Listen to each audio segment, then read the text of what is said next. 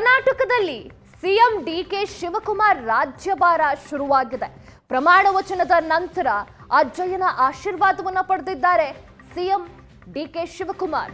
ನಾಗರಭಾವಿಯ ಅಜ್ಜಯ್ಯ ಶಾಖಾ ಮಠಕ್ಕೆ ಸಿಎಂ ಡಿಕೆಶಿ ಭೇಟಿಯನ್ನ ನೀಡಿದ್ದಾರೆ.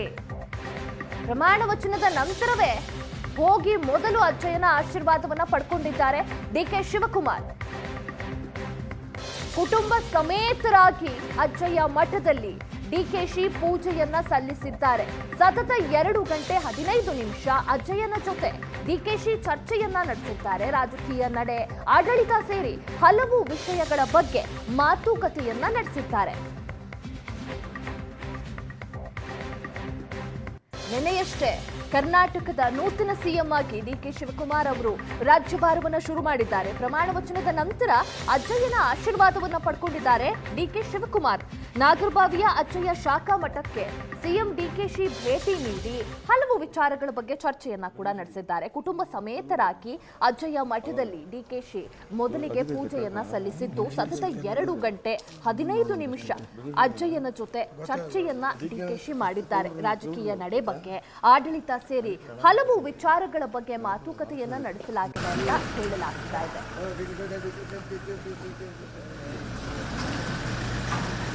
ಪ್ರಮಾಣ ವಚನವನ್ನ ಸ್ವೀಕಾರ ಮಾಡಿದಂತಹ ಸಂದರ್ಭದಲ್ಲೂ ಕೂಡ ಅಜ್ಜಯ್ಯನ ಹೆಸರಿನಲ್ಲೇ ಡಿಕೆಶಿ ಪ್ರಮಾಣ ವಚನವನ್ನ ಸ್ವೀಕಾರ ಮಾಡಿದ್ರು.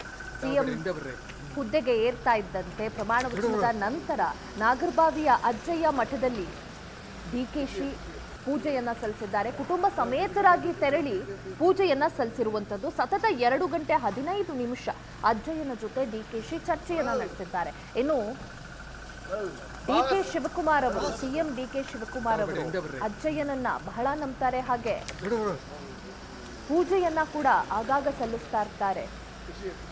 ಸಿಎಂ ಆಗೋ ವಿಚಾರದಲ್ಲೂ ಕೂಡ ಅಜ್ಜಯ್ಯನ ಮೊರೆ ಹೋಗಿರ್ತಾರೆ ಡಿಕೆ ಶಿವಕುಮಾರ್ ಅವರು.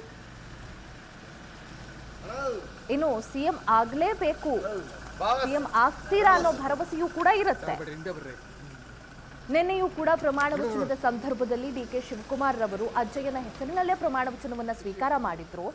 ಅದಾದ ಬಳಿಕ ಪ್ರಮಾಣ ವಚನ ಮುಗಿದ ನಂತರದಲ್ಲಿ ಸಿಎಂ ಡಿಕೆ ಶಿವಕುಮಾರ್ ರವರು ಅಜ್ಜಯ್ಯನ ಆಶೀರ್ವಾದವನ್ನ ಪಡ್ಕೊಂಡಿದ್ದಾರೆ. ನಾಗರಭಾವಿಯ ಅಜ್ಜಯ್ಯ ಶಾಖಾ ಮಠಕ್ಕೆ ಸಿಎಂ ಡಿಕೆಶಿ ಕುಟುಂಬ ಸಮೇತರಾಗಿ ಭೇಟಿ ನೀಡಿ ಹಲವು ವಿಚಾರಗಳ ಬಗ್ಗೆ ಚರ್ಚೆಯನ್ನ ಕೂಡ ನಡೆಸಿದ್ದಾರೆ. ಸತತವಾಗಿ 2 ಗಂಟೆ 15 ನಿಮಿಷ ಅಜ್ಜಯ್ಯನ ಜೊತೆ ಡಿಕೆಶಿ ಚರ್ಚೆಯನ್ನ ನಡೆಸಿರುವಂಥದ್ದು. ರಾಜಕೀಯ ನಡೆ, ಹಾಗೆ ಆಡಳಿತ ಸೇರಿ ಹಲವು ವಿಚಾರಗಳ ಬಗ್ಗೆ ಮಾತುಕತೆಯನ್ನ ನಡೆಸಿದ್ದಾರೆ.